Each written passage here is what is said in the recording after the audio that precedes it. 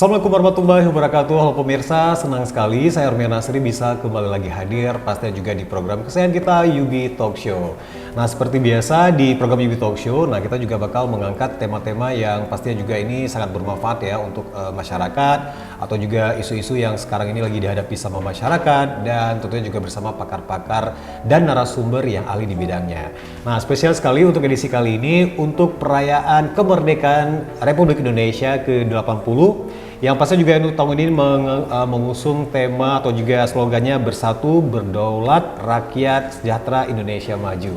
Nah, spesial kita juga bakal bincang-bincang ya untuk edisi kali ini bagaimana melihat refleksi kemerdekaan dan pendidikan dan juga tentunya peran universitas atau juga pendidikan institusi pendidikan tinggi terhadap menuju Indonesia Emas. Selamat datang di Ibu Rektor Universitas Muda Indonesia, Ibu Dr. Mutiawati SPD MPD. Selamat datang Ibu. Iya, terima kasih atas undangannya. Iya, nah pasnya juga ini dengan berbagai macam kesibukannya, beliau sudah menyempatkan hadir. Terima kasih nih kita ucapkan. Dan tentunya juga mungkin nih say hi dulu ya, atau juga mungkin kalau pengenalan mungkin para pemirsa di rumah juga sudah cukup akrab dengan Ibu Tia, tapi nggak apa sekali lagi mungkin langsung menyapa nih sekaligus sedikit memperkenalkan diri Bu.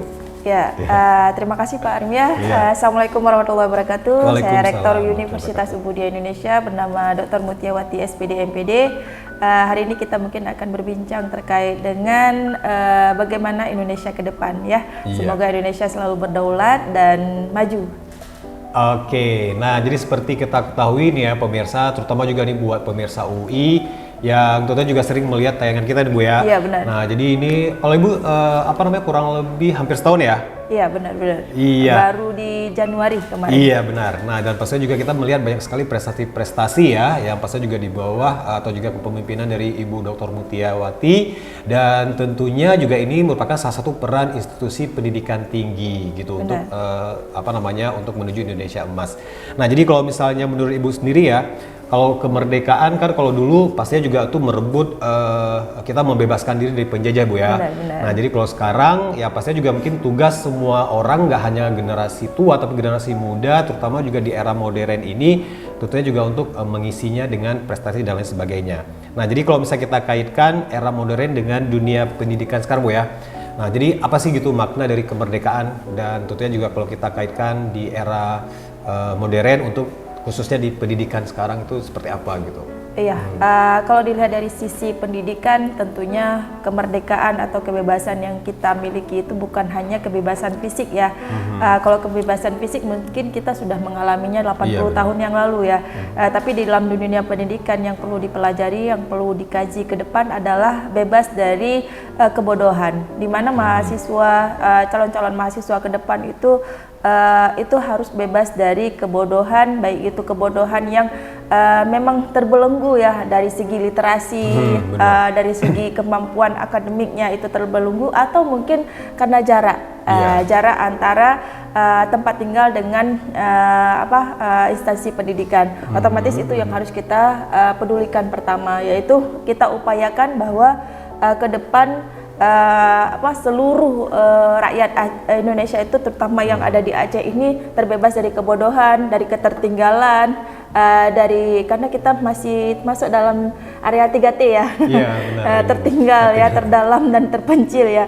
Semoga ke depan Aceh ini tidak lagi masuk di dalam kategori 3T, itu yang harus kita upayakan. Oke, nah terus kalau misalnya ya pasti juga 80 tahun dari tahun 1945 sampai dengan sekarang, pastinya juga ini banyak sekali perubahan-perubahan ya, dan pastinya juga di samping seperti Ibu Tia sampaikan tadi banyak juga PR-nya.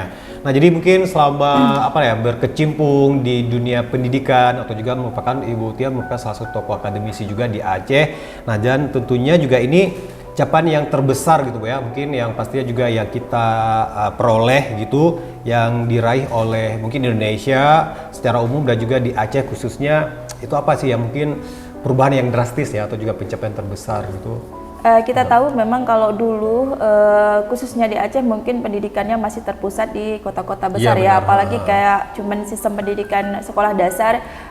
Dulu kita tahu sistem pendidikan sekolah dasar itu hanya di kecamatan, kemudian hanya di daerah kabupaten saja yang ada sekolah menengah atas.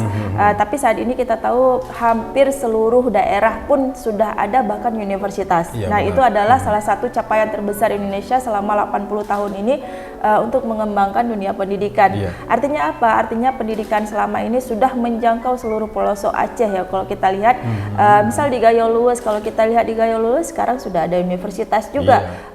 Kalau dulu universitas hanya ada di pusat kota, itu di kota Banda Aceh, ataupun hanya beberapa saja di kota kabupaten. Tapi kalau saat ini memang seluruhnya kalau dibilang universitas itu ada 77 universitas dan itu sudah tersebar di seluruh Aceh, dan itu menyatakan bahwa Aceh ini sudah berupaya membangun mutu pendidikan ke depan, dan itu saya rasa capaian memang luar biasa. Kalau dulu memang kita tertinggal ya, Iya, benar. tapi sekarang jangkauan pendidikan itu sudah ada masuk ke daerah-daerah.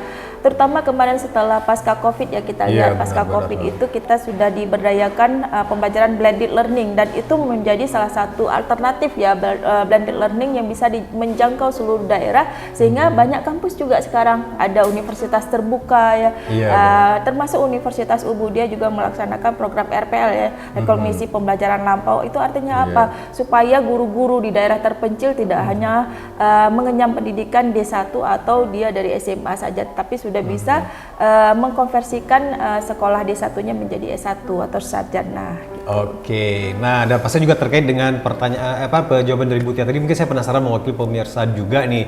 Nah jadi seperti kita ketahui kalau tentunya juga ini universitas sangat berperan juga ya dalam memberantas yang namanya juga buta literasi atau juga kebodohan. Nah kalau di Universitas Budia Indonesia sendiri nih Bu ya, mungkin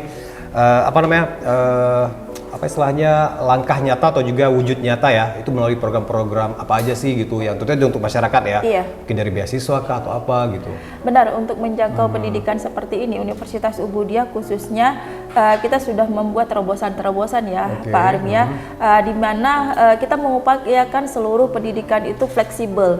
Fleksibel, iya. contoh tadi saya katakan adalah rekognisi pembelajaran lampau itu atau RPL itu adalah salah satu sistem pendidikan yang dijalankan secara blended learning. Itu artinya pembelajaran itu sudah dijalankan secara fleksibel. Oke, Kemudian yang benar. kedua, kita juga membantu masyarakat Aceh ini khususnya dengan beasiswa-beasiswa supaya apa? Tadi kita mau mendorong pertama ke depan Aceh ini tidak lagi menjadi daerah tertinggal. Otomatis Iya, kita pasti. mau seluruh anak Aceh itu mendapatkan pendidikan, sehingga di Universitas Ubudia setiap tahunnya itu diberikan beasiswa yayasan sebanyak 100 kuota beasiswa yayasan, dan itu disebarkan ke seluruh Aceh. Kemudian kita juga saat ini memberikan satu peluang besar lagi. Kadang mungkin lewat beasiswa yayasan masih belum bisa menampung anak-anak yang memang kebutuhan ekonominya di kota besar kan agak sedikit berbeda Iya, dengan benar. kebutuhan di Kebutuhan di- pelosok. Nah, untuk mencapai tujuan pendidikan tinggi itu, kita juga memberikan beasiswa KIP. Dan Oke. selain itu, untuk tujuan ini kita mensinergikan antara siapa? Antara pembelajaran yang dilaksanakan di dalam kelas dengan pembelajaran di luar kelas, di mana kita melakukan kegiatan sinerginya itu dalam bentuk kolaborasi. Artinya riset-riset yang ada itu kita hilirisasikan ke masyarakat. Oke, nah dan pasti juga itu dia pasti juga peran nyata ya dari institusi pendidikan tinggi khususnya Universitas Budia Indonesia tentunya juga dalam menyukseskan menuju Indonesia emas gitu mendatang. Oke pemirsa, kita break sebentar dan nanti kita juga bakal lanjut lagi ya bincang-bincang dengan Ibu Tia yang pastinya juga kita pengen tahu juga nih tantangan-tantangan apa juga ya, terus juga apa sih sekarang fenomena yang dihadapi sama generasi sekarang khususnya dari para mahasiswa. Oke, jangan kemana-mana, tetap di UB Talk Show.